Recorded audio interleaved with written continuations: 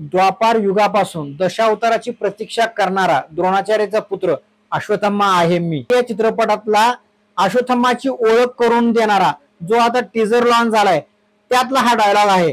तुम्ही जर तो टीजर बघितला नसेल तर बघून घ्या। अमिताभ बच्चन अश्वत्थामाच्या रोल मध्ये आहेत आणि ते एवढे भारी दिसते। अमिताभ बच्चनचा असलेला भारदस्त आवाज आणि आतापर्यंत त्यांचा अनुभव हा त्याच्यात दिसून येतो, एवढा भारी दिसून येतो। त्यांचा आवाज जो भारदस्त आहे तो अश्वत्थामाला अगदी अॅक्युरेट असा मॅच झालेला असा आवाज आहे। कल्की 2898 एडी असा जो चित्रपट येणार आहे त्या चित्रपटाचा ट्रेलर पण लॉन्च झाला होता 1 सेकंद 19 मिनिटाचा। त्यामध्ये जे इंट्रोडक्शन दाखवलं होतं ते खरंच थोडं विचार करायला लावणार होतं, पण यात त्यांनी जे अश्वत्थामाचा इंट्रोडक्शनचा जो व्हिडिओ टाकलेला आहे म्हणजे आता फक्त इंट्रोडक्शनचे जर व्हिडिओ येत आहेत आणि त्यावरतीही रिलीज डेट दिलेली नाही, कुछ ना कुछ तो गडबड जरूर है। म्हणजे हा चित्रपट पुष्पॉन होऊन पुढे जाण्याची शक्यता आहे। कल्की हा चित्रपट बऱ्याच वेळा पुष्पॉन झालेला आहे। चित्रपटामध्ये प्रमुख भूमिकेत प्रभास, कमल हसन, अमिताभ बच्चन, दीपिका पदुकोण आणि दिशा पाटनी अशी स्टारकास्ट मोठी आहे। हा चित्रपट 800-900 वर्षाचा पुढे जे काही होणार आहे तो आपल्याला प्रेझेंट करून दाखवणारा हा चित्रपट आहे। कल्कीचा अवतार म्हणजे विष्णूचा अवतार मानला जातो कल्कीला। 2024 आता सध्या चालू आहे। इथून पुढे 900 वर्षानंतर जे काही होणार आहे, कलियुगाची जी समाप्ती होणार आहे आणि त्यावेळेला विष्णूचा अवतार कल्की हे जो येणार आहे आणि त्यांनी आल्यानंतर या विश्वाला वाचवण्यासाठी जे काही प्रयत्न होणार आहेत त्याच्यावरती आधारित हा चित्रपट असणार आहे। प्रत्येक पात्राच्या त्या इंट्रोडक्शन होतील किंवा ट्रेलर येईल, टीजर येईल, त्यामुळे आपण त्या पात्राबद्दल त्या वेळी आपण बोलूच। आता बोलूया आपण अश्वत्थामाबद्दल। अमिताभ बच्चननी जी ऍक्टिंग केली आहे ती जबरदस्त आणि खरंच एक नंबर अप्रतिम अशी ऍक्टिंग केलेली आहे। व्हिडिओची सुरुवात होते एका पडक्या जडक्या अशा मंदिरातून। त्यापुढे महादेवाच्या पुंडी समोर ओम या नावाचा जप करत अमिताभ बच्चन बसले आहेत, म्हणजेच अश्वत्थामा बसलेले आहेत। डायरेक्टरने यामध्ये एक ट्रिक आजमावली आहे ती आपल्याला यामध्ये बघायला मिळते, ती म्हणजे तो जो मुलगा त्यांच्याशी बोलत आहे तो सर्व भाषेमध्ये बोललेला आहे। हिंदी भाषा, इंग्लिश भाषा ही सुद्धा घेतलेली आहे त्यामध्ये।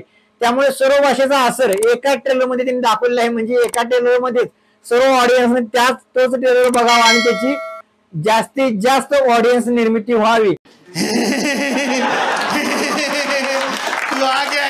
व्हिडिओमध्ये एखादं वाक्य झाल्यानंतर शिवलिंगावर पडलेला पाण्याचा थेंब एक वेगळी आपल्याला ऊर्जा देऊन जातात आणि आपण त्या मंदिरात जर बघायला गेलं तर मंदिर हे पूर्ण जीर्ण अवस्थेतलं मंदिर आहे। महादेवाची त्यात पिंड आहे आणि प्रत्येक खांबावरती कुठल्या तरी ऋषींच्या, साधूंच्या किंवा देवी देवतांच्या मूर्त्या आहेत आणि त्या मूर्त्या भंगलेल्या आहेत। काही मूर्त्यांची मुंडकी नाहीत तर काही मूर्त्या कमरेपासून वरती नाहीत असे दाखवले आहे।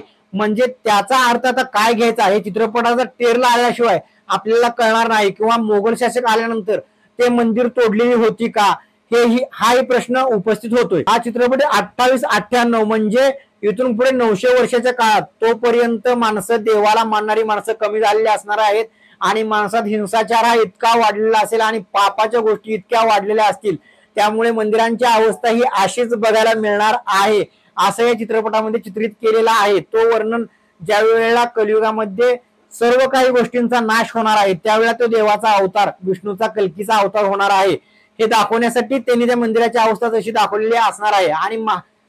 आणि ज्या वेळेला अमिताभ बच्चन आतमध्ये मंदिरामध्ये आले त्यावेळेला तो मुलगा कोण आहे यावरती प्रश्नचिन्ह आहेत आणि त्या प्रश्नचिन्हाची उत्तर हे टीजर आल्याशिवाय किंवा ट्रेलर आल्याशिवाय आपल्याला समजणार नाहीत। अमिताभ बच्चन आतमध्ये आल्यानंतर त्यांनी काहीतरी विचार करताना फ्लॅशबॅकची स्टोरी दाखवली आहे आणि त्यामध्ये अमिताभ बच्चन हे तरुण वयाचे दाखवले आहेत आणि त्यावेळी त्यांच्या कपाळावरती एक चमकणारा असा मणी दाखवला आहे। अश्वत्थामाच्या कपाळावर जो असतो तोच मणी जो श्रीकृष्णाने लढाईच्या वेळेला त्यांच्या कपाळावरचा तो मणी काढून घेतला होता सुदर्शन चक्राद्वारे। फार युगापासून दशावतारांची प्रतीक्षा करणारा द्रोणाचार्याचा पुत्र अश्वत्थामा आहे मी, हे वाक्य बोलून जाताना त्यांच्या कपाळावरती तो मणी परत एकदा आपल्याला दिसला। एकूण एक अश्वत्थामाचा जो व्हिडिओ रिलीज केलाय हा भरपूर अशा आशा आपल्या वाढवतो, कारण की चित्रपट कसा होईल याच्यावरती भरपूर लक्ष केंद्रित करणारा हा व्हिडिओ आहे। खरं तर 900 वर्ष पुढे जर देवाचा अवतार आला तर तो कुठल्या पद्धतीने त्यांनी जन्म घेतील आणि त्यावेळेला ज्या वेळेला पाठीमागच्या द्वापार युगात वगैरे